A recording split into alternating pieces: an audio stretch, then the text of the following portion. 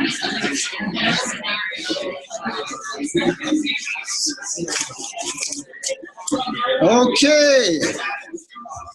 welcome everybody. Welcome to Siena Heights University's Environmental Speaker Series, sponsored by the William Issa Endowment. I'm Tom Wasmer, Assistant Professor of Biology and Chair of the Sustainable College Committee. Yay! Before we hear from Justin Mock, how the University of Louisville transformed into an ASHE Star Gold certified institution, and get ideas how we can do the same here at Siena Heights, I want to thank the members of the Sustainable College Committee for preparing this event. The Sustainable College Committee of Siena Heights University was founded about 2 years ago and strives to increase the coverage of sustainability in all SHU syllabi and curricula, and to promote sustainable practices in all of our operations. We are therefore in need of your donations. A donation form is conveniently placed into your program. And you don't have to donate right away. You can mail that, or you can go online and cast your donation there. But if you cannot donate monetary funds, you can also help us by donating your time. I've placed 3 sign-up sheets out there.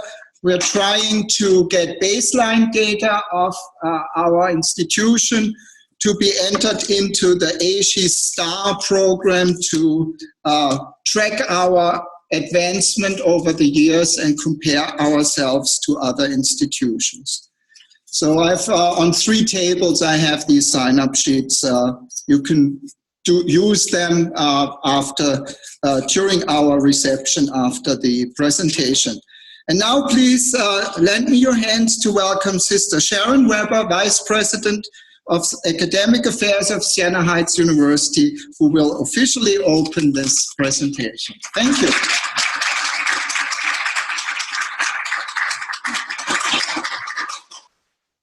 Yes, I know you were expecting Sister Peg Albert, and she sends her apologies. She left a little early today. She wasn't feeling very well, and so she went home to try and feel better. However, she left me her written words to you, so I will welcome you on behalf of myself, but also on behalf of Sister Peg. A heartfelt welcome to all of you to the William Issa Endowed Lecture Series. We are delighted to have Justin Mogg as our featured speaker tonight. Welcome, Justin. His topic, Embracing the Challenge of Sustainability, Transforming Campuses, Reshaping Minds, and Investing in Our Common Future, will indeed call all of us, individually and as a university community, to make changes that benefit the common good of our entire Earth community. As a university community, we've taken steps in sustainability, and there is always much more to do. This year, we joined the Association for the Advancement of Sustainability in Higher Education, ASHE, a nonprofit organization of nearly 1,000 members that empowers higher education faculty, administrators, staff, and students to be effective change agents and drivers of sustainability innovation. ASHE defines sustainability in an inclusive way, encompassing human and ecological health, social justice, secure livelihoods, and a better world for all generations. Perhaps Pope Francis read some of ASHE's documents, or perhaps ASHE read some of Pope Francis's documents. It is our hope tonight to learn some new ways to improve our efforts in sustainability here at Siena. Justin, we thank you for coming to share your insights with us tonight, and we thank Tom and the Sustainability Committee for all of your efforts in this area. Once again, welcome, God bless, and enjoy the presentation.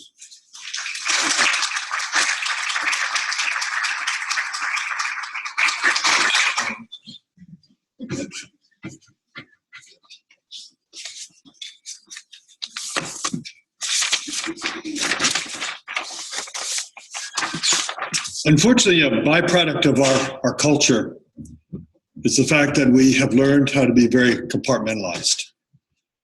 We have our religious life, we have our normal life, we have our academic life, spiritual life, whatnot. And it was never that way at the beginning in the ancient world. All the pieces fit together. And there's a beautiful testimony to that found in Genesis. The understanding of who God is. God loves. What is the definition of love? The extension of oneself for the sake of the other. It's the act of creation. And everything about creation is a sign of the divine love. God does not have to create. God wants to create. And what God creates is gift. And this gift is to be used to share for the mutual benefit of all. To bring that point home, the word Adamah, A-D-A-M-A-H, is the word for earth. It's literally where Adam comes from. For human life flows out of the clay of the world. It's intimacy. Adamah is also a feminine. We get the idea of Mother Earth. We're talking about Mary. And all the images of the divine is in this wonderful act of procreation, of life-giving, of giftedness and sharing. Life begets life. That is creation. We do not, as human beings, look over creation. We are intimately connected with it. It is in that spirit I offer this prayer. O God of love, show us our place in this world as channels of your love for all creation, all creatures of this earth. For not one of them is forgotten in your divine sight. Enlighten those who possess power and money, that they may avoid the sin of indifference, that they may love the common good, advance the weak, and care for this world in which we all live. The poor and the earth are crying out, O Lord, seize us with your power and light, and help us to protect all life, to prepare for a better future, for the coming of your kingdom of justice, peace, love, and beauty. For we ask this in the name of God, who loves and creates in perfect mercy. Amen.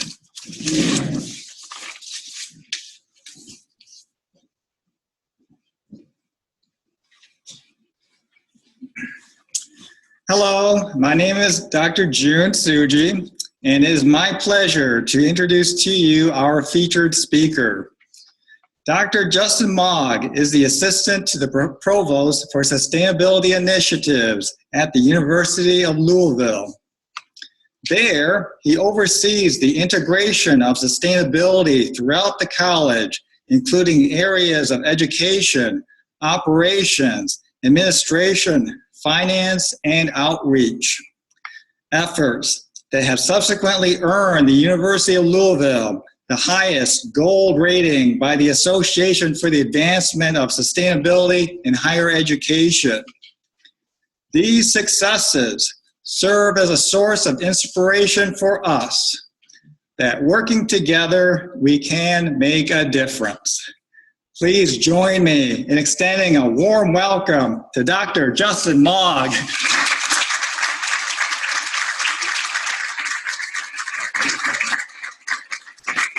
So wonderful to be here, and thank you so much for the invitation. It's particularly an honor for me to follow the last speaker in this series, David Orr, who was my mentor at Oberlin College. I came to Oberlin College as a student just a few years after Dr. Orr came to Oberlin as a professor. So you're really seeing the seeds. The next generation is before you, and certainly I hope to do the same with everyone here. I really am excited to be a part of the transition that's taking place here. I'm looking forward to some more conversations tomorrow. I'll be joining you tomorrow too for some more conversations about this, because it's really important work.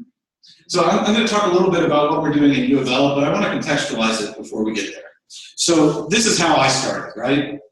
When I was at Oberlin, when I was in high school, it was all about no compromise in defense of Mother Earth.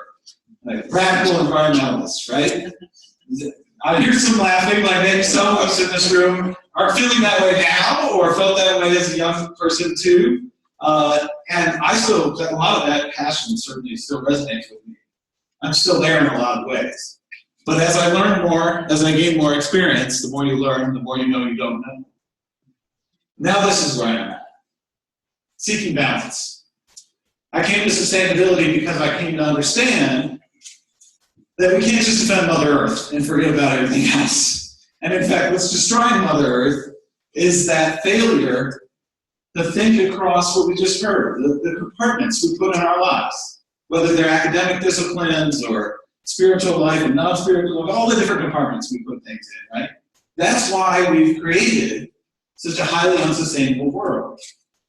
It's because we think it's got to be about no compromise in defense of Mother Earth, or social justice and nothing else, or prosperity and nothing else. Well, who wants that? Who wants a world where it's just great for one of those things? None of us. We want that sweet spot in the middle. True sustainability is about balancing all of those things that we want and finding solutions that actually make sense. For in the business world, they say people, prosperity, and the planet. Right? The triple bottom line approach. That's how we need to start thinking if we really want to defend Mother Earth and the people who inhabit it and the prosperity that we all depend on. So what does that mean we got to do? We got to get rid of waste and pollution, y'all. This is ridiculous. Why do we still go around and at the end of the day we look back and we've left us a trail of waste? Whether it's garbage or wasted finances and money, wasted time, wasted potential. Why is it okay to pollute in this day and age? It's not. We can do so much better than that. Why do we go through our day causing abuse and injustice to other people, to other species, to this planet that we all rely on? We don't need to do that. We can eliminate that. We need to build a society that taps renewable resources of all kinds. We know about energy, but what about materials? We need renewable materials too. We need to trash disposability. Just give up on disposability. I go zero waste. The most impressive thing I do, of all the things I do, and the thing that raises the eyebrows the most is when I show up at a campus event where they're serving free food, because every campus event has free food. And I've got my own damn plate, and I'm going to wash it and reuse it. That blows people away. It's the simplest little thing, right? Plan for zero waste. We need to cultivate diversity if we want to get to sustainability. And those in biology and ecology fields know what that means. Diversity is essential to the function of a system. It's not just ecological diversity, it's human diversity and voices. We need diversity of all kinds. We certainly need a diversity of solutions in order to get us to sustainability. Because what works here in Siena Heights may not work at University of Louisville and vice versa. We need to figure out what makes sense locally in our own context. And we need to recognize limits, and this may be the hardest one for Americans, right? We are all about saying, screw the limits. I'm not talking about limits to human potential, right? What I'm talking about are these ecological limits that we tend to ignore, economic limits, and even some social limits that are of importance in achieving sustainability. And finally, we got to build resilient communities. Resilient communities can bounce back from challenges. How do they do that? Well, imagine if a tornado whipped through Adrian. What would we do? We would rely on our neighbors. Doesn't matter what color they are, what religion they are, what social class they are, how much education they have. We would rely on each other. And we need to do that every damn day, not just when there's a tornado. Right? That's resiliency. That's what we need to build to get to sustainability. So I don't know what keeps you all up at night. When I'm teaching classes, sometimes I ask students that. I don't think we have time tonight, but this is what keeps me up at night. Now, David Orr showed you a lot of graphs, and I promise this is one of the only ones in my presentation tonight, but I think it sums up the challenge before us pretty well. Scientists tell us that when you add up all of the capacity of this planet to sustain us, and not to mention all the other species on this planet, there's a limit. It's a biocapacity of this planet. And since about the late 60s, we are like kids with a credit card who have completely maxed it out, right? We are living way beyond our needs. And what's the reason for that? Well, it has something to do with land use and agriculture. Sure, those are important topics too. But the real kicker is, of course, fossil fuels. The fact that we have transitioned to complete reliance on fossil fuels has literally driven us over the edge of our Earth's ability to sustain us. We are on a speeding train heading towards a serious, serious crisis. You are on that train. We are all on that train. What will we do? We certainly should not sit in our seats and be complacent and think, it's okay. How do we get in this crisis situation?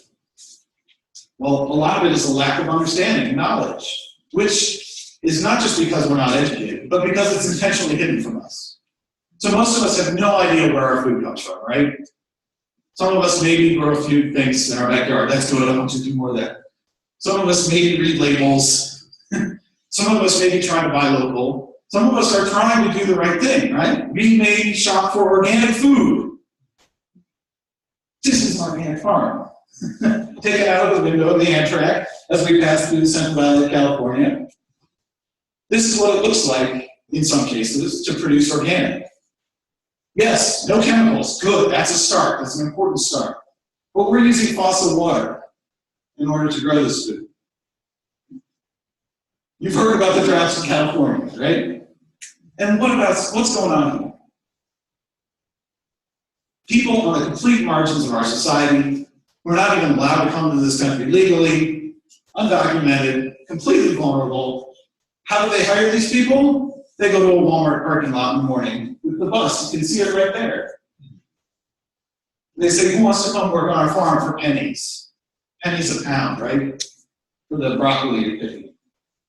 And we do have some laws in this country, so there's bathrooms for them, but little else. Is this the future we want? No. I'm not saying don't buy organics, people. I'm saying we got to think about more than just organic or the environmental impact. We have no idea where our water comes from. We just turn on the tap and expect it to be there.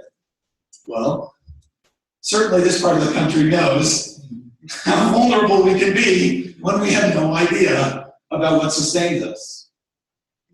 In Louisville, our problem isn't necessarily lead, but it's what happens when the water goes down the drain. Do you know what happens when your water goes down the drain? Have you ever been to your wastewater treatment plant? Well, in our urban setting in Louisville, our problem is the combined sewer system overflow. What happens is we expect the same pipes to take the water from our shower and our toilets as every raindrop that falls on a hard surface in the city. And we got a lot of those in Louisville, Kentucky. So that's fine on a sunny day, but anytime we get any significant amount of rain, boom, we're sending raw sewage out to the Ohio River. Basically taking a dump on our neighbors downriver in Paducah. Would we do that as humans? No, we would never do that. But that's what we do, indirectly. So University of Louisville has disconnected our downspouts in some cases. Not only are we not contributing to this problem when we do that, but in this case, we're actually storing the water and using it for watering our gardens.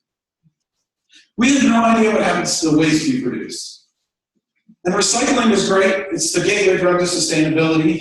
And this is the first thing people talk about when they think of sustainability. And that's good. We need to recycle, right? It's a good starting place. But this is what we have.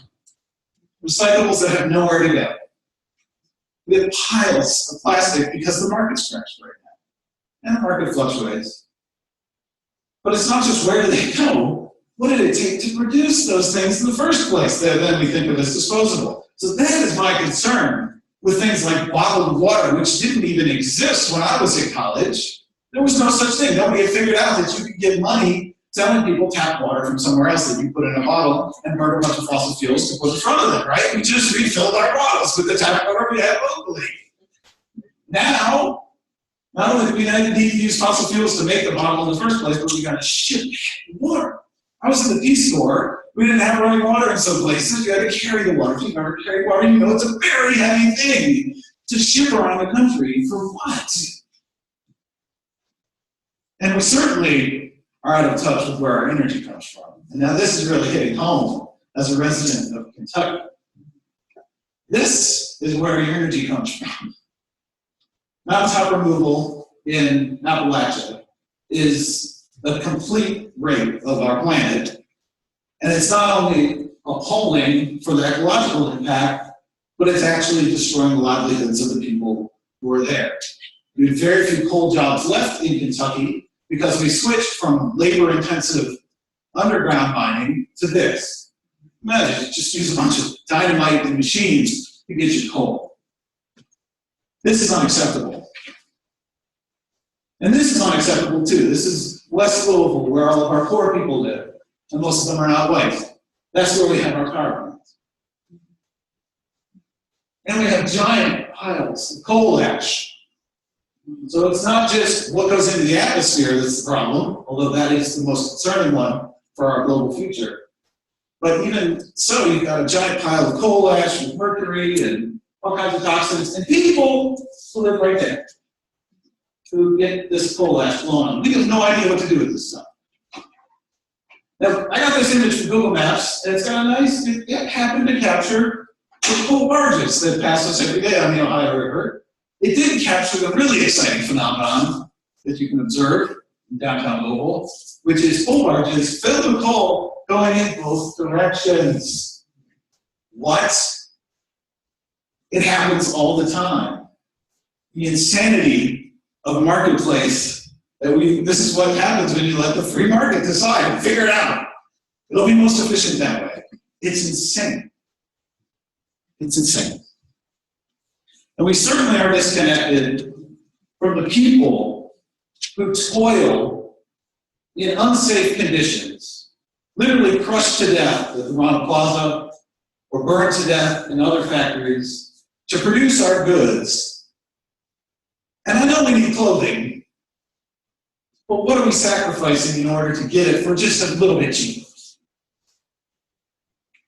These are the faces. This is the suffering that we inflict when we make careless choices.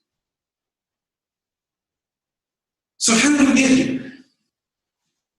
Well, to understand what's going on, I think we have to realize that we're facing a moral crisis of perception. We don't perceive a way out of this mess. And to understand how maybe we can transition. Adam Goodhart proposes an excellent historical analogy for us in his book about the antebellum South in the time before the Civil War. And what Adam Goodhart says is that for the people in America at that time who were not slaves, everybody else, whether you were a slave owner or whether you were a worker in a cotton mill that depended on cheap cotton in the North, your lives were so entangled with slavery at the time, you could not imagine living without it. There was just no, what? Of course we need slaves. They make our world go round, right? They allow us to live in prosperity and happiness. But it's bad, it's too bad, we know it's not right, but we need them. Fossil fuel use is the slavery of today, right? We know in our hearts, this is really wrong. This is not the way we want to go. But we also think, well, how can I possibly live without fossil fuels? That's crazy. There's no way. Our economy is completely dependent on it. Are you wanting us to live in caves with no lights? What are you talking about? Well, guess what? We figured out how to live without slaves. Now, I'm not saying there isn't still modern-day slavery. There is. Let's not ignore that. But it's not a fundamental part of our everyday lives and our economy. It's a lot more marginalized. And that's how fossil fuels needs to be. And we need to start figuring out how to do that. It's not impossible, and it doesn't necessarily require a war. I hope it doesn't require a war. But it does require some radical change. And it requires some personal sacrifice. And the personal sacrifice I'm talking about isn't even necessarily that awful. You don't need to necessarily become a warrior or die for the cause. You just need to start making some simple choices and changes. So what if I told you I had in my pocket right now a device that I know everybody in here can afford, that can single-handedly eliminate the need for one of the biggest energy hogs in every home in America? You want to know what that is? You want to use that thing? Well, I got it with me. I introduce to you the humble clothes bed. What? Why are we not using these things to dry our clothes? This is my fully solar-powered clothes dryer, right? Instead of digging up coal out of the ground, burning it, creating piles of coal ash to blow on the neighbors, and destroying the ability to sustain life on the planet just so I can get my clothes dried a couple hours quicker, I say, hell no. Our house came with a clothes dryer. We don't use it. We hang our clothes. Even in the winter, hang in the basement, it's raining. You can do this right now. Every one of us can choose this, right? Here's another one. Why are we doing this? Oh my goodness. We are literally clogging our lives with cars and our arteries, right? So many sedentary diseases, and I come from a town that's at the very bottom of all the health indices right now. And almost all of that is, diabetes, heart disease, almost all of it is fine. Yeah, diet, we got too much fast food, yeah, we're gonna eat better, but we gotta start moving. We got to start moving in our daily lives. Sitting is the new smoking, you may have heard. I want you to find ways to move more. And that doesn't mean you have to find time to go to the gym, it just means you have to change your habits. So, why are we all on bicycles? I gave up my right as an American to drive when I was 15. I never got a driver's license. So my dad took me on a cross-country bike trip from our home in DC to Seattle.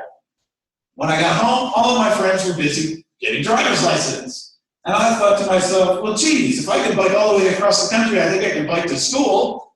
And I just started doing that. And by the way, I have to spend a bunch of money on gas and insurance and parking and all that too. So hey, here it is. I'm 42. I've still never driven. It's doable. I'm in the most car-addicted city in the country, right? It is not only doable, it is so much more fun and energizing and saves us so much more money and is so much more healthy. We need to start thinking about different ways of getting around. So those are just some examples, but the real question is, what do we need to do to start reshaping our minds? Because that's what this is about. It's not a question of technology. It's not even a question of knowledge, although I'm very supportive of more research and more technological advancements, but we have the ability right now to live sustainably. We're certainly a whole heck of a lot more sustainable. We just need to change our mindset and our perception and our way of doing things.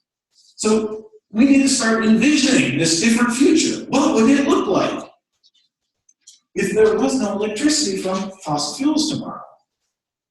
What would it look like if I went to the grocery store and there was no food? I want you to get in panic mode and start thinking about buying a gun and building a bigger wall. It's not about that, right? It's about coming together around that vision of a future. And of course, this means raising awareness about the problems, but please don't do it in a dark, horrible way. There's nothing we can do. It's awful. We're going to die.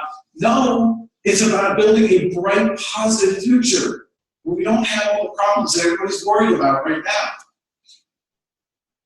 Of course, we've got to change attitudes and behaviors and share ideas, and lifestyle choices that are pretty cool. It's not one size fits all, but we got to share those things. And we got to create new norms around this, right? It's got to be normal to bring your plate to the campus event. It's hard to be the first adopter, the first person to do that because you feel a little weird. But guess what? It's worth being a little uncomfortable to save the ability to sustain life on the planet, right? So let's start doing it. And we got to build community around to it. It doesn't happen just in the bubble. You can't do it yourself. You cannot, no matter how hard you try. We need to do this together. And we need to make it fun and interesting and sexy. It's got to be fun, or nobody's going to want to do it. This can't be a boring thing. This can't be a technical fix. This needs to be fun and engaging. And so we got to tell our stories, and most importantly, people, we got to start putting a human face on these issues that challenge us. So I want you all to close your eyes right now and tell me, when you think about global climate change, what face do you see?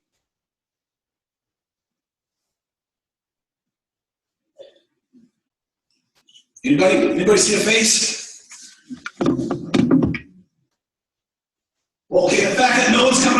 answer is a good one. Okay, yeah. Katja, who's from Germany and has a sustainable farm and has found a way to provide a livelihood for herself. Awesome, awesome. Okay, but when you think about the threat, not the positive, the threat, oh my gosh. Who's threat? What's threat? I think of the island peoples. Oh, you're so good. This audience is too good. Yeah, absolutely. The island people. So some of you are starting to put a human face on it. Well, the face of global climate change is the polar bear, right? Those poor penguins, the polar bears. Well, I love polar bears as much as anybody, but that's not the problem. I mean, yeah, we should save the polar bears, but that's not what this is about. It's not about saving the whales for the whale's sake. It's about saving us. It's our future, and yeah, the whales and the polar bears need to come along too, but if we don't start showing people these faces that you're talking about, we're in trouble. So maybe this could be a face of global climate change. Did anybody hear about this? The first ever underwater cabinet meeting held in 2009 by the people of the Maldives, the planet's lowest country in the Indian Ocean, average elevation 5 feet above sea level. These people are screwed, right? And they know it. And they're desperate for attention from everybody else who's not paying attention and just living their life. They're going to be okay. Where are these people going to go? We're literally wiping territory off the planet. Where people live, it's not just polar bears. Are they going to come here? Like, we know how much people are taking in refugees here, right? Woo, yeah, we're going, no, we hate that. We don't want it. We've got to start thinking about the people who are going to be impacted. Whether it's in the Maldives or on the coast, where most of humanity live. It's on the coast. They don't live up in the mountains. Some people do, but we're really screwed. Global climate change is a serious threat to our ability to sustain our species as well as others. So now I'm going to turn to what we can do about it. What can we do about it as a university? I certainly don't mean to come here and tell you, well, the University of Louisville's got it all figured out. We're perfect, and you guys just do what we do and it'll be great. Well, first problem with that is sustainability is always local. It's always context specific. And it has to involve the people who are going to live it. So I want to help you all figure out for you all what you all are going to do. Maybe these ideas might spark something, maybe not. We'll be like, oh, well, that's not going to work here. That's fine. I'm totally open to that. But you've got to start by taking the pulse of sustainability on campus. If you don't start measuring it, you're never going to manage it. And this seems really boring and bureaucratic. And I just said sustainability is going to be fun and sexy. Okay, all right. But we also need some data. And it can be fun. It can be interesting. You could have some bean counter in some office somewhere doing some of the work, but you could also have students doing it as an engaging project on campus, where as part of their class, they go out and they gather some of this data that you're going to need for your STARS reporting. It doesn't have to be STARS, but STARS is a fantastic model.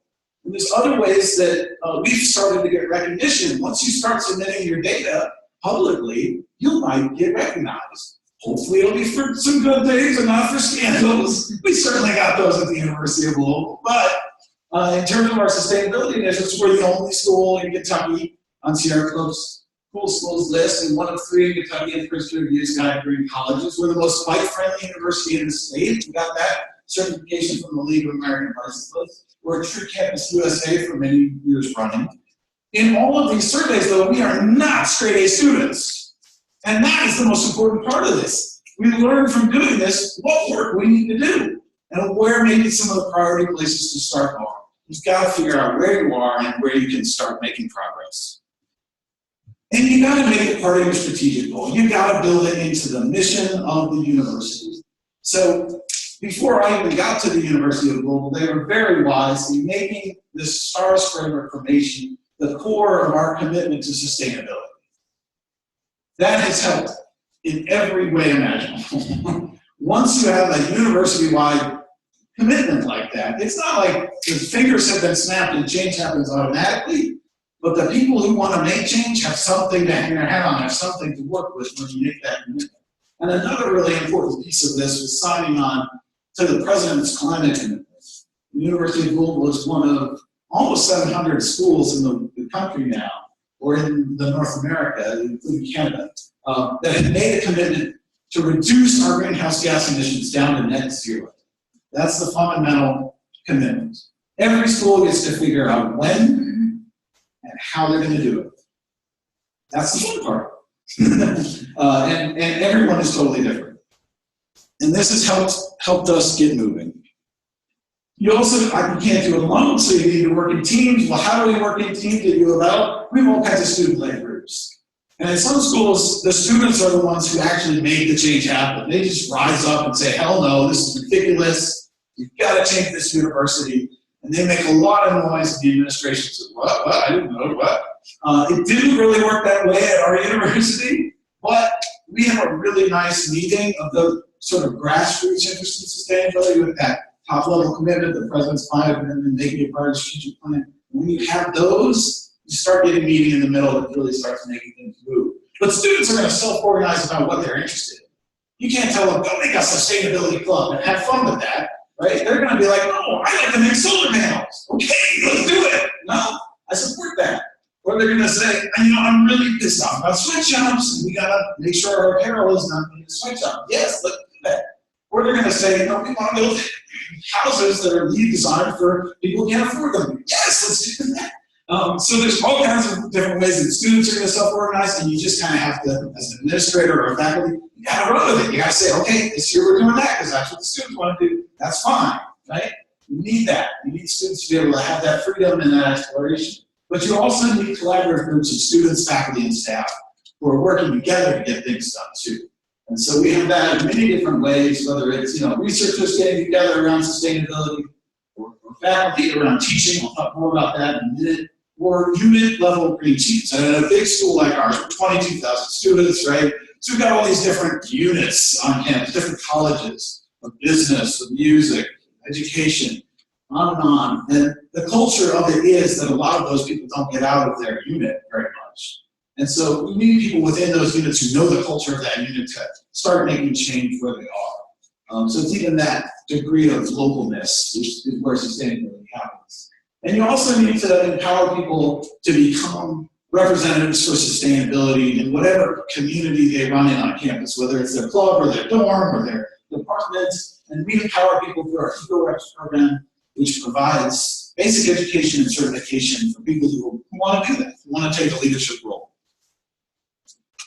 In addition to those sort of self-organizing groups, you also need some institutional structure that can respond to all these ideas and help manage things and coordinate.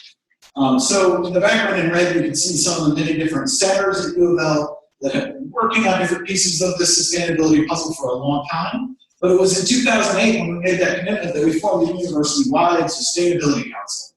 I call it the Give a Damn Committee at U of L. Anyone who gives a damn about changing the way we do things around here for the better is more than welcome to join us. So students, faculty, and staff can come together in the Sustainability Council. We meet monthly, but we also have committees that meet monthly and subcommittees that do specific things on transportation or food or other issues. But you'll note, those who are familiar with the Asia Stars framework, that our committee structure is completely mirrors that of Asia Stars. So these are the four main categories of stars, the four main things you need to work on in sustainability. And that's how we break down the work. And I think it's really effective to have the work broken down, but then to also bring people together at the council level. So I'm going to tell you a little bit about the kind of work we do. Our planning and administration team is working on a lot of the social and economic sides of sustainability, like, get sweatshops off campus. And students, again, have been real leaders on that issue. What about responsible investment of our endowments? $1 billion endowment at the University of Louisville. How do we invest that money? To maximize profit, right? That's what it's all about. That's why you have an endowment. Well, guess what? You can make a lot of money destroying the ability to sustain life on the planet, right? One of the most profitable companies in the world is ExxonMobil, right? Their whole business model is destroying our future. Why would we invest in them and then teach some kids and hope they have a better future and look away, right? It's not going to work. We need to invest in what we believe in. And we can do that with our money in the endowment too. That's socially responsible investing, mission-related investing. There's a lot of different ways it's called, but what you have to start doing is pay attention to something other than that single bottom line and start looking at the triple bottom line of the things you're investing in. We also strive to keep our university diverse, accessible, affordable. I don't want a green ivory tower. What's the point of that? Right? That's not sustainability. This isn't about sustainability for a few. We need to expose everybody to these ideas and bring everybody in. And so keeping it diverse and affordable is key. Paying living wages, my goodness, you would think, of course we pay living wages. No, we didn't have a living wage policy until a few years ago. And we still don't have one for our contract workers. So you could be working for the dining contractor and pay peanuts. It's unacceptable. We need to do something about that. We need to make sure that the whole university has participatory governance, right? So that everybody's involved in decision making. Employee health and well-being needs to be a part of that conversation as well. Engagement in sustainability, both on and off campus, is a key part of what we do, whether it's public events of all kinds like this, right? Films, fairs, service projects. The University of Louisville is very service-oriented. Can those projects be serving a sustainability mission as well? It's important to develop community partnerships with organizations and individuals in the community to work with. Actually having gardens on campus is a great way to get people directly engaged in what sustains them. There's really nothing better. Other model spaces, we have green rooms that we've redeveloped on campus using green technologies just as examples. You don't have to do the whole building if you can't afford it. You can do one room at a time. I already mentioned our EcoReps program. I'm going to talk a little bit more about what we do in terms of competitions and tours too. So competitions are really fun because, we're all a little bit competitive. And certainly when we start talking about, comparing universities in terms of sustainability and who's at what level, some people like to talk a lot about that. For me, it's really about how we learn from those other universities. But students certainly love to get in on competitions. And so creating sustainability-themed competitions on campus is a great way to do it. We just finished our annual spring energy conservation competition in the residence halls. And you can see that this year, for the first year, all 11 of them actually reduced their energy use in the 3 weeks. We had many years where a few of them went up, and then there were some stellar ones. But this year, they all did fantastic. And even the clubhouse was able to reduce their energy use by 50%, which is phenomenal. So how do you get people to know about their energy use? You put in building dashboards, is what they're called, online or lobby-based systems where you can see real time what the energy use is in the building. We have that in 4 of our residence halls. You set up model rooms, model dorm rooms, maybe in the lounges that show people what they can do to conserve energy. And then we even added a quiz at the kickoff this year where we had people answering questions in general about sustainability to win a bike. Another thing I love to do is campus sustainability tours.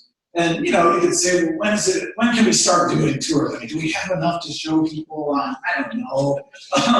But at some point, you need to start showing off what you're doing. And I don't mean to do it in a braggy, show-offy way, but it's a really powerful tool for educating people about sustainability because it's right there in front of them.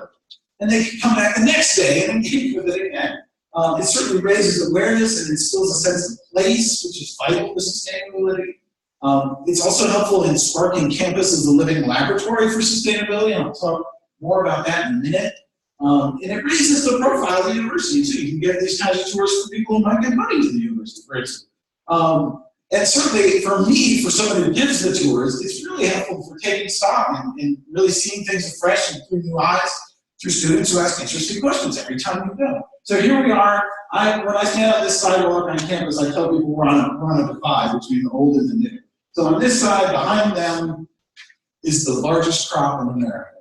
We have more acreage of lawn than we do anything else in this country, right? We devote so much resources to lawns that provide nothing. Well, maybe some people think it's a little beautiful, athletic fields, different kind of thing. But do we need them in every strip of land that's not paid? No. We had students rip out the lawn. We have de-lawnings around campus every semester where they take another little corner, take out the lawn, and put in something that's not only, I would say, arguably much more beautiful, but importantly, low maintenance, butterfly habitat, pollinator habitat. It doesn't require the chemicals, the water, and the fossil fuels to grow it, right?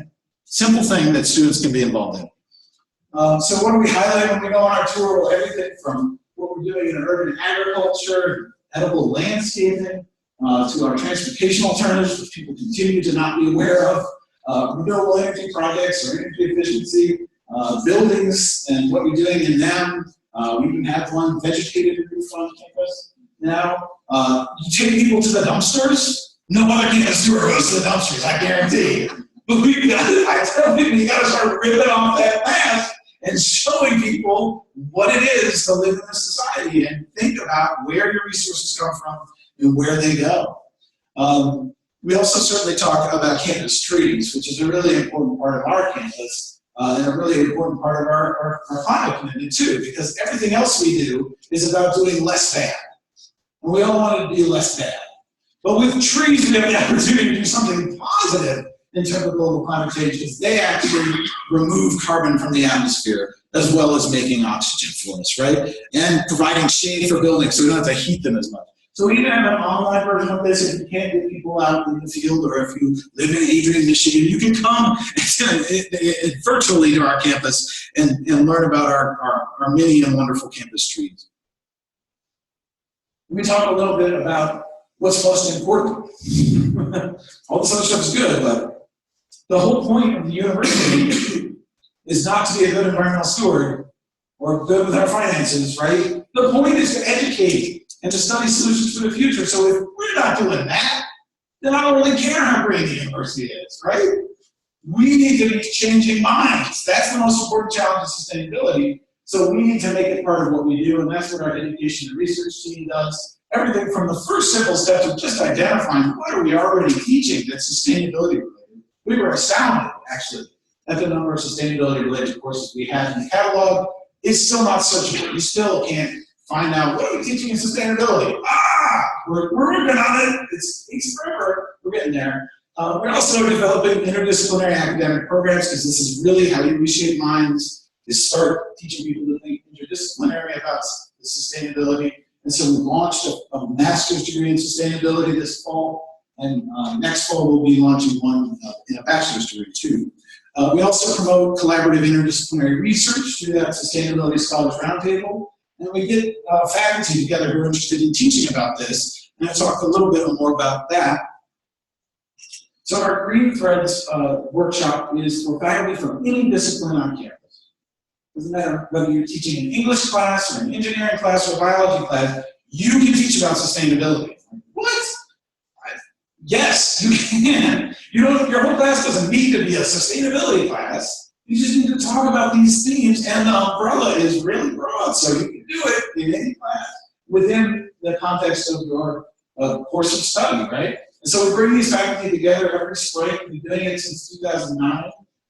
If we first started out thinking, well, this will only be for tenured faculty, and we soon realized that, actually, that's a dying species on our campus, right? We have so many adjunct faculty now, we need to bring them into the fold too. And we even have graduate students who are teaching classes, so let's bring them in. So we opened it up more broadly. We do incentivize people with $500 for changing one of your courses, but that's a requirement. You need to commit to changing one of your courses or creating a new one that's going to have sustainability as part of what it does.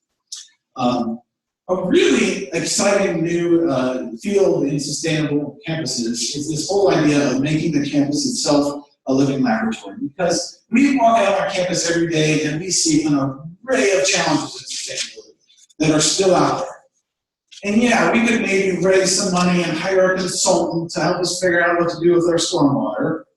Or we can take all the brains that are already here on campus and put them to the task. Whether it's a high-powered researcher who's going after NSF grants, or just a class that needs a project to study.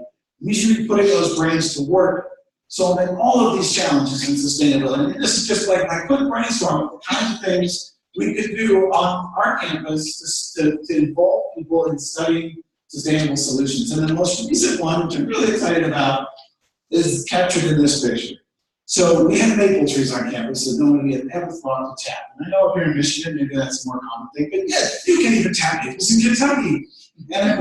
And nobody had ever thought of this as even a thing to do, much less something to do on campus, until one of our community neighbors, who lives next to our suburban Chelsea campus and taps maple trees, came to us and said, hey, can I tap your trees? And I said, Oh, yeah, but don't just have our trees, teach us about this. So he did. He was willing to give up some of his time and his resources. He provided the materials we need, the buckets and things like that. Came and worked with a biology lab, non-majors in biology, to study this whole cycle of sap flow, what influences it, what influences the sugar content, which is what they're testing with the field device there, and then we make maple syrup out of it. And guess what we're going to have? A pancake party! Woo! With you little maple syrup. It's going to happen on Friday. I'm so excited! Like, that's what sustainability, that's where we start building it. The rubber hits the road, right? You get people eating local maple syrup instead of corn syrup, crap they call maple syrup. Whoa, that's going to change mindsets and get people thinking about local, untapped resources. Whoa, that's what we need for sustainability, and it's all happening now. I'm so excited. All right. The rest of this presentation is going to talk about some of the things we do on the operational side, and specifically related to our carbon emissions. Looking at your carbon emissions isn't the be-all and end-all, because look, you can reduce your carbon and still be really abusive to people, right? So that's why STARS is so important. STARS incorporates the social, economic, and environmental side of sustainability. But, hey, this is the biggest challenge facing society right now. We have got to get a handle on carbon emissions. So you've got to start measuring it. And when you make the climate commitment, you're committing to measure it and then do something about it. And so we have to report publicly every year what are our emissions. Nobody ever has. You find out some interesting things when you do that. And U of L, amazingly, has managed to already decrease our emissions 18% since we started measuring. That's equivalent to taking almost 10,000 cars off the road. But we didn't do it by taking any cars off the road. That's an issue I'll get to in a minute. You can see we did it mostly by becoming more energy efficient on campus. Super huge opportunity, really important. You can also see an important thing, and this is the last 2 years right here. This was our last reporting in January. I learned this. Oops, we're backsliding. It was going great. It was going over here. It was going great. Yes, you're going to backslide. You're going to have some slumps. That doesn't mean you give up and you throw up your hands. You keep working. And in fact, you use this to say, wake up, everybody. We're not done here. We're certainly not at zero, but we're even going back up, right?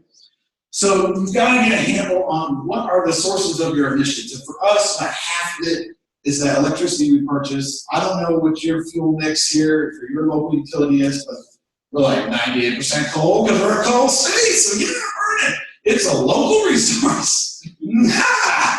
No, and actually our utility is starting to change too, in part because of the new EPA regulations. But it's still a huge, huge part of our impact. But then the other big pieces are really mostly about transportation, what we burn on campus to heat and cool our own buildings. But transportation is a really big piece of it, and it's becoming more and more. So we developed a plan to do something about it. Once you document what you're at, where you're at, you got to make a plan to do something about it. And that's called a climate action plan. And so all of these 700 universities that have made this commitment now have one of these documents. And they all look different, and they're all worth reading if you're interested in it. But the point is that they have a whole lot of different moving parts. It's not just one thing. You don't just fix one thing. You got to work on a whole bunch of different things at once. So you got to set goals in this plan, and here's our goal. So we're the Cardinals. You know, anybody watch basketball, you know what our regular cardinal looks like, the standard icon. It's got some teeth on it. I don't know why a cardinal has teeth, but it's like an angry cardinal. I get scared. So we put a leaf in the cardinal's beak, and then a little less scared. And so this is the cardinal we want to reveal by 2050, which is our goal for net neutrality. And it's not just like, oh, we'll throw this goal way out in 2050 and hope to get there. We put in our goals along the way. Right? We want to reduce our emissions 20% in the first 10 years of this commitment, and we're already at 18, so we're making good progress. But then we've got to ramp it up and double that. And that is where we're really going to start to see some challenges, but some important movement too. So how are we doing this? What are the parts of the plan? Energy conservation is where you start. This is the lowest hanging fruit in sustainability because it pays for itself, right? So what we use is called an energy savings performance contract. Real simple thing, you bring in a company like Siemens and say, hey, you don't need to do anything. You don't need to know anything. We'll come in, we'll do an audit on every building on your campus. We'll find everything from lights to heating and electric to insulation to whatever that we can replace and we can guarantee you the savings so that we can basically front the money. And instead of paying the power company, you pay us every month a little bit. And so you're saving us $12,000 a day. We've invested, we're just in another phase where $50 million of stuff that we can put in right now that is going to pay for itself in the life of this contract, which is about a dozen years. No brainer, right? What administrator wouldn't be all over that? I don't have to spend any new money right now. And it's like, wow, yes, let's go, right? So that's the easy stuff. But boy, if you don't do this, you're really not going to see any big improvement in your emissions. A little more exciting and more challenging, but really interesting, is renewable energy on campus. So we can't sit around and wait for the utilities to go green. I mean, some of them are starting, but we need to be leaders in sustainability and renewable energy. And we need to start testing new ideas in renewable energy on our very own campus. So there, again, diversity is key. You need a diversity of solutions in energy. So one thing we do is we take waste cooking oil from our dining halls, we give it to our chemical engineering students, they make biodiesel, and they put it in our campus shuttle. Very cool. Small scale, but let's crank that up. Let's start talking about a biodigester on campus. And this is probably what's going to get us to that 20% renewable energy goal in one fell swoop. If we can get a biodigester where we take waste like that, and also waste from the great industries. You may have heard that Kentucky's known for bourbon. Well, when you make bourbon, you have a lot of organic waste. And those that we put into an anaerobic digester to make methane. You can either burn that methane directly, as you would with natural gas, or you can make electricity out of it. And that is what we're hoping to do at U of L, to get us to that 20% goal. But we also need solar, and we've already got some solar. This is our solar heated pool. We have an Olympic-sized pool on campus, which, great. One of the biggest energy costs. Who would guess? Keeping that giant body of water at a constant temperature takes a whole heck of a lot of energy, and you can either use fossil fuels or you can use the sunshine. We are starting using the sunshine. We also did our first geothermal project on campus when we built our new student rec center. We dug 108 wells down to 400 feet deep to tap the constant temperature of the earth so that we could do the base load heating and cooling in that building without burning anything. But wind and hydropower also need to be part of the solution, and you don't need giant dams that block an entire river to make hydropower. You can do in-stream technologies of all kinds. But what I really love working on is transportation. You may have noticed that that's a big issue for me as one who doesn't have a driver's license. I'm in the elite club on campus. This is U of L employees who like to work. Hardly any of us, right? Woo! I'm really in the elite club. That's bad. That's bad. We gotta work on that because there's huge opportunity to turn that around. And so when we made our climate commitment as a part of that greenhouse gas accounting, we started having to ask, how do people get to campus? Nobody's ever asked that before. It was just assumed that everybody was going to drive to campus. And in our urban setting, very different than this setting, that's not a good assumption for anybody, right? So in 2010, we started surveying how people get to campus, and we ran that again in 2015, and most recently last fall. And, well, we were making some good progress until this happened. Employees started driving alone again. And why is that? Well, gas got cheap, you know. We have a lot of issues with urban sprawl in Louisville and cheaper homes out on the periphery, so people are living farther away. So that's a big issue. But students, yay, students are doing it. We've got students going in the right direction, and that's because we put up a whole lot more student housing on our own campus. But we're also promoting the alternatives. So it's really vital that you provide people a suite of alternatives. And we launched them all at the same time in 2012.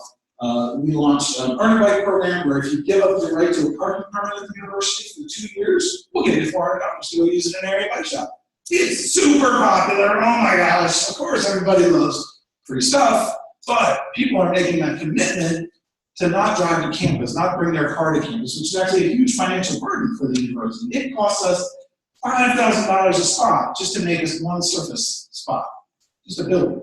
Well, the good way to make parking is in parking decks and garages. That's 20 grand a spot, our most recent parking garage costs. That's just to build it, and you gotta light it, clean it, maintain it, run the parking office. Our parking office is in a $500,000 debt every year, even though everybody complains that parking permits are expensive. They're not expensive, they just take they are. So, and they're also a big problem in that they're permits for the entire year. So basically, you sink a bunch of money, guess what you're going to do? You're going to drive every day because you spend all that money on a permit. We need to get out of that and start doing, use the pay when you need. That would really reduce the amount of driving on campus. So we've got the Earn Bike program. We check out bikes for free for the day, now from 11 different locations on campus through our bike share program. We give people free access to the entire local transit system. We provide a carpool matching system for people, so it's really easy for them to set up carpools, whether it's for daily commutes or ride home for spring break. We have a car share system on campus, so you don't necessarily need to bring your own vehicle to campus just because you need a car in the middle of the day, or if you live on campus, you're going to need a car at some point during the semester. Well, our car share program allows people to check out a vehicle when they need it. It's only $5 an hour and includes gas and insurance, which is a lot cheaper than owning a car. I'll tell you that. Okay, we also need to build smarter. And your university is growing, our university is growing. We're building and renovating all the time. And we've made a commitment to use the U.S. Green Building Council's leadership in energy and environmental design system to guide our building process. It's basically like STARS, and that's a whole bunch of different points you can get for doing the right thing. And so we now have LEED Gold buildings on all three of our campuses. And the newest one is that Student Rec Center I mentioned with the geothermal. And so that's really helping us out. But it's not just the buildings, it's the grounds too. And so we need a plan for sustainable grounds management that includes things like avoiding invasive species, right, and planting things that are native so they don't need to be bathed with chemicals and water, and mowing and all that. We also have a huge issue with stormwater removal. So this is a picture from 1 week before I came to campus in 2009. We had an unbelievable rainstorm. I believe it was 7 inches in an hour. It was unreal. But guess what? That's what's coming with global climate change, more extreme storms. But even aside from those really extreme events, we had pretty consistent issues with flooding. And so we really needed to do something about it. And so what we did is we tore up the lawn in front of the administration building. And we did it in many other places too. We took out, we disconnected the downspouts from the entire oval around the administration building. And we put them into these massive underground infiltration systems that put the stormwater where it's supposed to go, into the groundwater, instead of that combined sewer system. And we're under a consent decree with the EPA in Louisville to do more of this kind of work, and U of L has been a leader in making that happen. We've also expanded our composting program, which started as just a bunch of volunteers taking old dumpsters and making them compost bins. We still do that work actually today, but we ramped it up and now we compost all of the food waste from our dining halls. We subcontract out for someone to do that, but we're able to capture a lot more waste that way. Here's the gateway drug to sustainability. Well, how far are we along on that gateway? We're still sending a little less than half of our waste to the landfill, which for some schools, that's great. To me, it's insane. You can recycle almost anything on our campus. We don't have a collection system for styrofoam, but other than that, we name it. We've got a system for it. Any kind of paper, metal, plastic, glass, cardboard, it all goes into a single stream system that's sorted out. But we also have collection systems for things like batteries and electronics and you name it, furniture. We do things like waste reduction efforts during move in and move out time, which is a great opportunity to capture a lot of resources and keep them out of the landfill and share them with other people. So then you start talking about social justice. And it was students with that in mind who created a free store on campus. We just took a basement room in one of the dorms, and volunteers from the student group run this free store, and it's open a couple days a week. And anybody can come anytime and donate anything they've got, clothing, shoes, school supplies, art supplies, whatever. You want to get rid of it, it still has a life for somebody else. It's also our mini food bank on campus. We actually have starving people. And so you can donate your non-perishable food there. And it's open to the community to come and shop for free. What a great way to promote social justice and keep useful resources out of the land.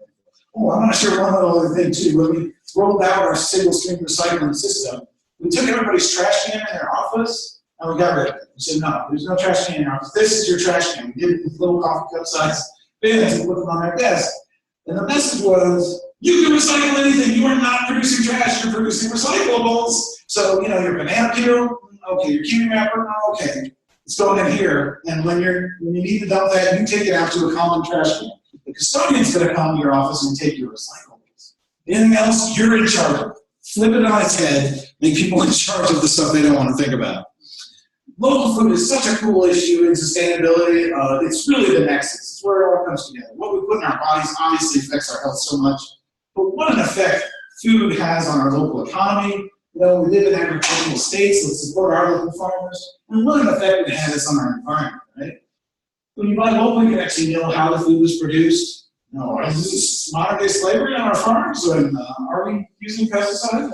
But also, we're not just shipping food from California and all the carbon emissions that come along with that. So we got about 30% of the food in our dining halls is local now. But we also host farmers markets on both of our campuses. And we have gardens on campus. We do cooking workshops. It's a dying art. People graduate from college and have no idea how to cook. What? One of the most basic life skills. It should be like a general education 101. How are you going to eat local if you don't know how to cook? You cannot just keep going out to restaurants and ordering Jimmy John's and expect to be local, okay? So the last thing is about behavior change, because this is really the most important piece. Behaviors change when we change the culture. And so we've tried to do many different things to change the culture on campus, whether it's going into people's offices and measuring their individual energy use and then publishing that to the whole university and saying, hey, that's a big deal. Well, people start getting a little embarrassed about that. Maybe they unplug that fridge they're not using or stop using that space heater they don't really need, you know? We also do these building dashboards and we create competitions for people to get engaged. We need to think creatively about what would work on our campuses to really change that behavior. So again, those are just some ideas, and I don't expect you to take them all and apply them right here, right now. But I do expect you to think about, well, how might that work here? These are basically some of the key issues in sustainability. And really the question for you is, what would work within our culture? And what would be fun and interesting for us to work on? There's so much you could do. Where do I start? Let's start with what you care about, what your friends are interested in. Start with what you can galvanize around, and then go from there. You will see a snowball effect, I guarantee you. That's all I have to share with you, but I'll take a question.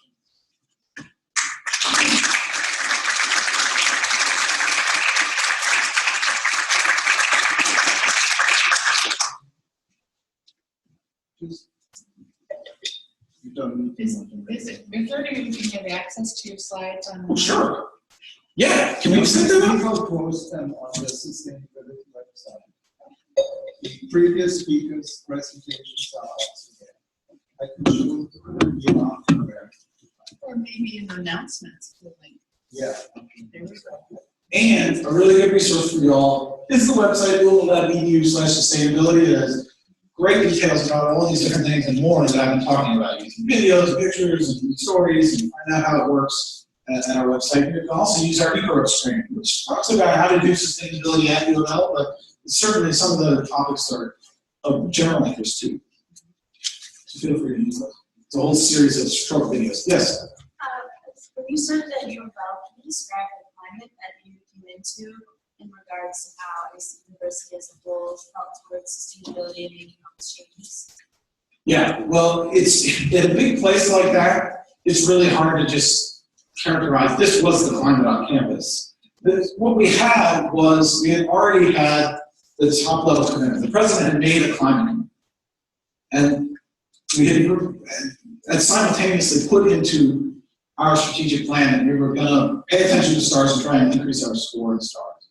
And so then the council, the Sustainability Council, had to start mobilizing around that. What do we do around that? I mean, people had, before those commitments were made, people had already been agitated. You know, that the story I told about going to the offices and doing energy audits happened within the College of Arts and Sciences, which is our biggest college on campus, because faculty and students in that college were like fired up about sustainability and said, what's a project we could do? And they made it a class project where the students went to the offices and did the audit. But faculty members could say no to the student, right? Oh, okay, come in and take some notes, yeah, and then we'll produce a report. Oh my goodness. So there was already a fair amount of momentum when I came, for sure, and I was able to hit the ground running. But it's such a big place that there are still many corners of the university that, you know, sustainability, what? You know, you start talking about athletics, yeah, maybe a little movement in some places, but it's not like you can really cheer about what's going on in every single corner of the university. Health science campus is a little harder to work with on some of these things. So it doesn't happen everywhere all at once, but it's like planting seeds. And a change in culture doesn't happen overnight, and it is a gradual evolution. But I was very lucky to come into a place where things were already moving, for sure. Did I see another hand? Yeah. I know Louisville is probably a little bit warmer. A little bit. But like one of the things that most of us, a lot of us have expressed that we would kind of want to do here is just make like community garden. I know that there's one down the road, but it would be nice to have one like in the middle of the campus that the students can go to, that the students can take care of. How do you get started? Yeah, so we got our garden started because of that. The students were like, "Can we get a garden, Justin?" I was like, "Yes, please, I will help you shepherd it along." And they started small. They had 4 raised beds, and then they were like, proactive about it. They went out and got a grant to expand it. Now we have 10 raised beds and some in-ground beds and fruit trees and the water cabin system and a greenhouse, which would be a great way for this climate to start growing further. Or even a hoop house is a simpler version of it. But there are season extending strategies like that, even simple row covers. There's different things you can do to start growing earlier and later in the season, which is definitely a challenge for universities because everybody's on campus in the worst growing window, basically. So keeping the garden alive and prospering during the summer can be another challenge too. So those are just cautionary notes that think about how this is going to work year round. Gardening really is a year-round endeavor. But there are strategies you can take to make it work even at a slightly older time. Michigan's a great place to grow. It's definitely good here. Yes. Have you figured out any special or brilliant disposal methods for things like electronics and use CFC bulbs and things? What do you do with those things? Yeah, we do have recycling systems on campus for lighting, for batteries, for chemical. We have a lot of labs. I don't know about you here, but we have a lot of labs that use chemicals. And a lot of times we'll have a chemical that you just need to get rid of, but it's actually still useful. So we have this chemical exchange program where before you buy new, you can check into the inventory and see if it's available there. But certainly for electronic waste, it's really important to find a contractor who will take that from you and recycle it, and that is ethical, because there's all kinds of unethical electronic waste recyclers who actually send this stuff to people in West Africa. I've heard stories about that where they have no tools and they're poisoning themselves in the process. So we use a company out of Powerhouse, I believe is the name, out of North Carolina, which is a little farther away than I'd like. We used to have a Kentucky electronic waste recycler that we work with. They went out of business. Why, I don't know.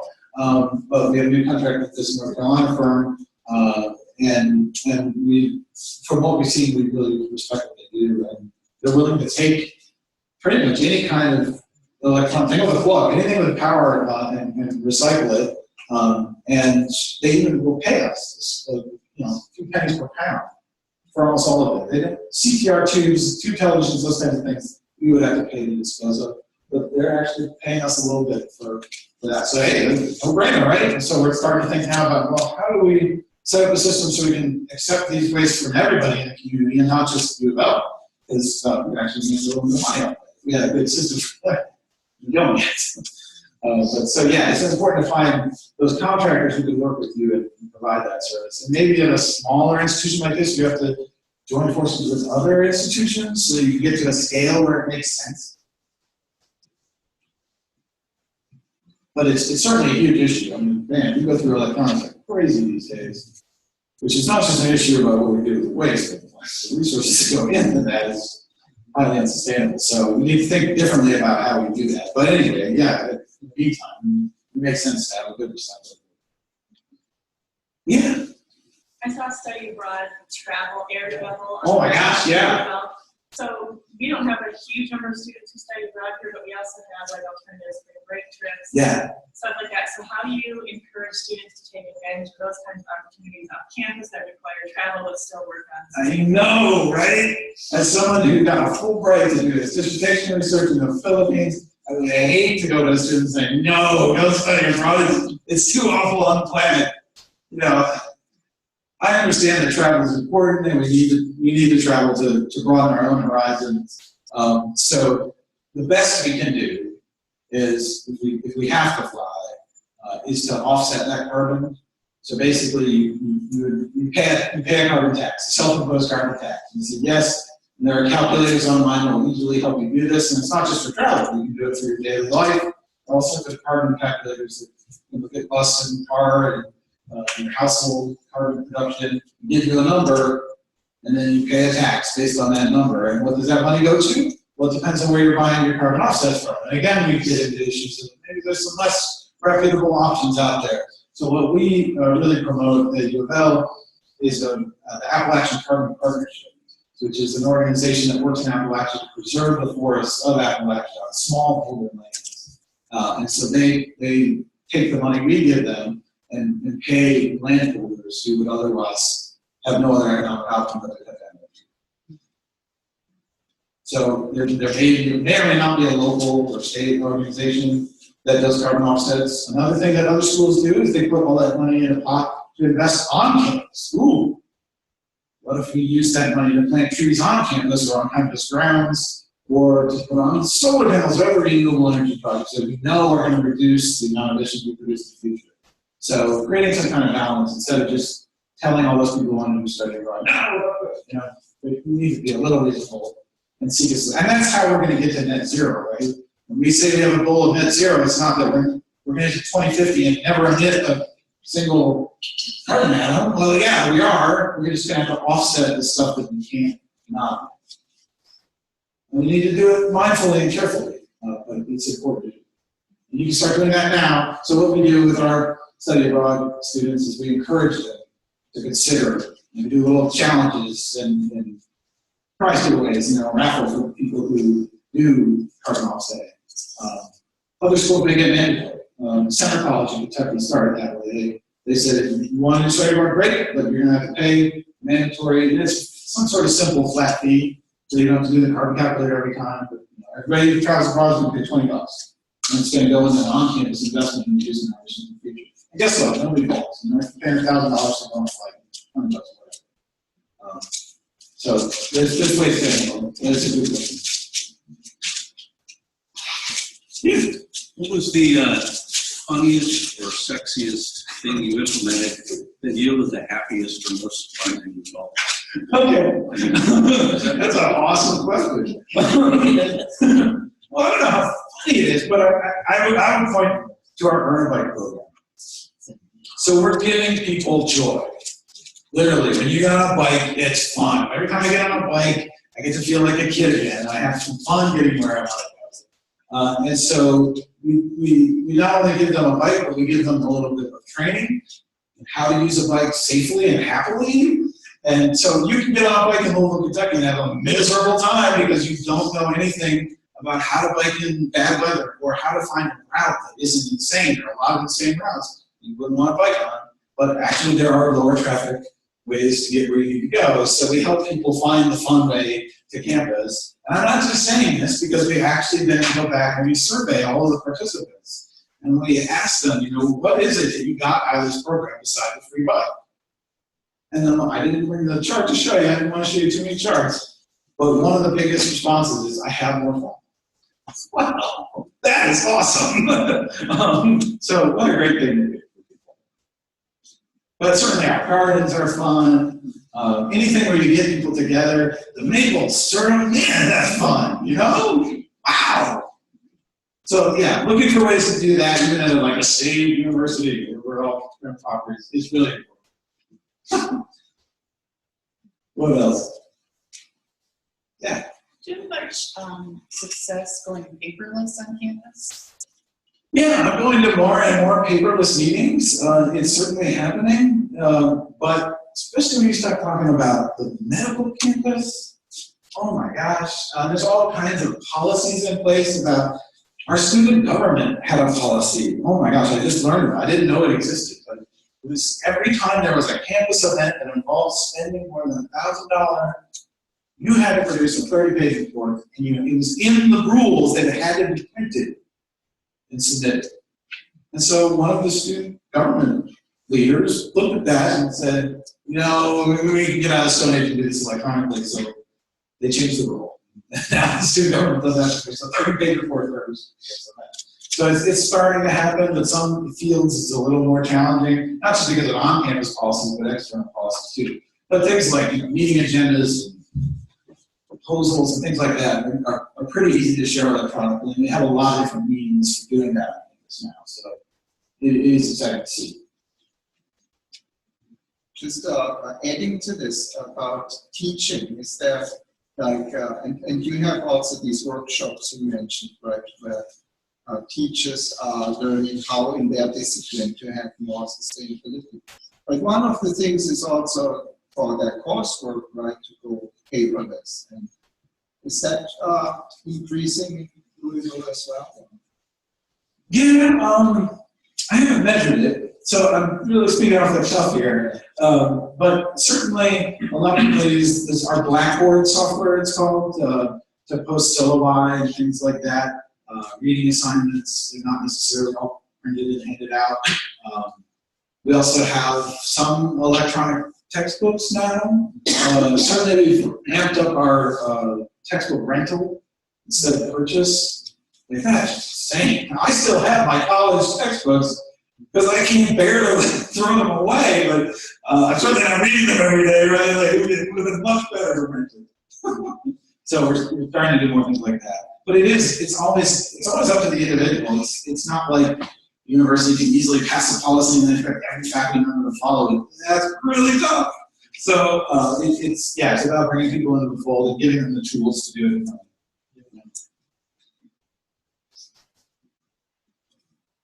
Yeah.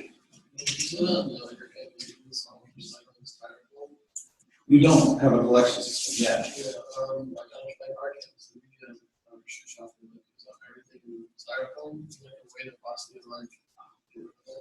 Yeah, so we are a no styrofoam campus, so that's good. We work with our dining contractors at Issa to figure out how we can provide food on campus without producing so much waste and using no styrofoam. I think we've even got like the Wendy's and other venues on campus to not use styrofoam. But people can bring it, and you get a shipment, you get a computer, it's often coming in styrofoam. So we don't have a system for recycling it. We tell people that they can take it to Southern Indiana. There's a place they can drop it off if they want to. You can certainly do exchanges, as some departments get shipments in and other ones get shipments out. So especially in medicine, there's all these things that ship to you in a styrofoam cooler. They have to be cooled. And then there's another lab that has to ship their stuff out in styrofoam coolers. And the two didn't know each other. So I recently made a connection between those people, and they started just sending the coolers around. So it's thinking creatively about maybe what to do with it in some cases, and not just thinking about how to collect it. And it's one of those resources that's pretty marginal use anyway. So we just encourage, like, don't use styrofoam if you can. Yeah. But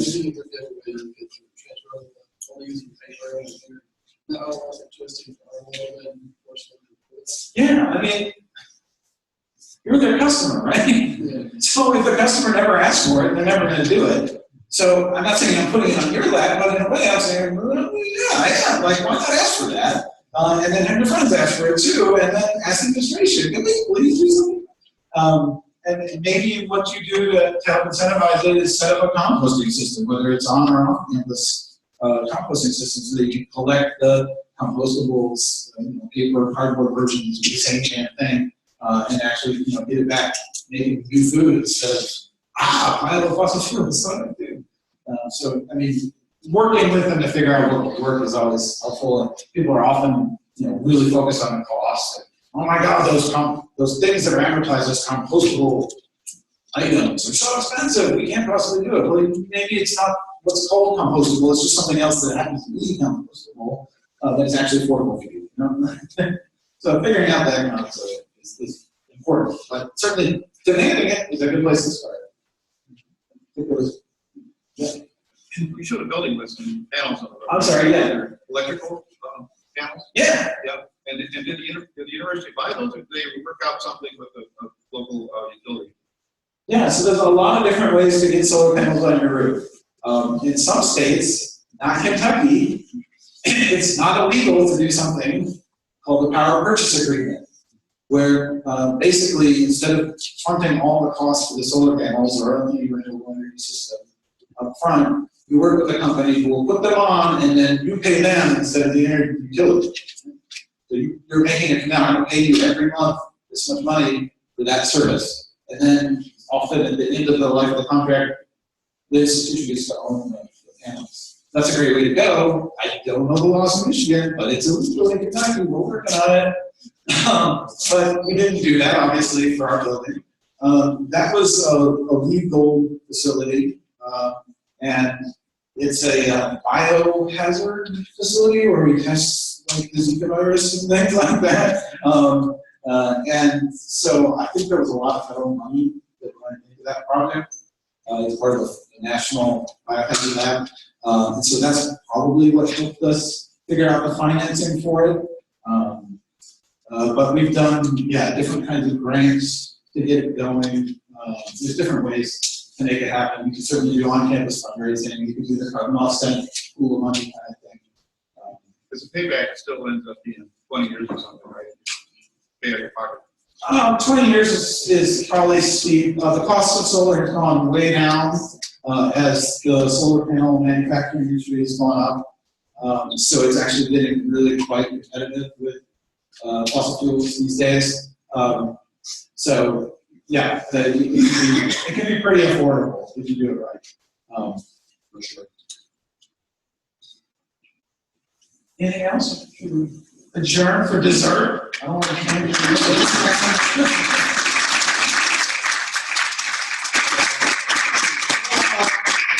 We will have a little reception outside with some refreshments. I also want to announce that Justin will be here tomorrow morning, 9 till 10, for breakfast in the University Center living room, and noon till 1 for brown bag lunch in the boardroom at the University Center.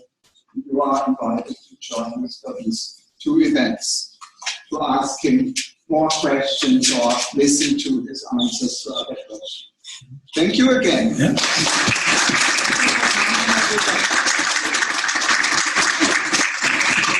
Good flowers. Yeah. Thank you very much. Appreciate that. Your words are perfect. They launched me. Thank you. We didn't even coordinate that, did we? Some of these.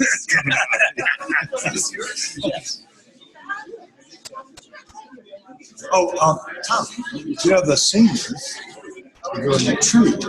Yes. And they originally wanted to sugar milk. And they told them to go to red milk. Who told them?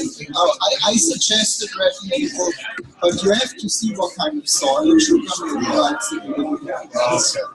So the way where it's planned to go there, it might be Meeting real quick.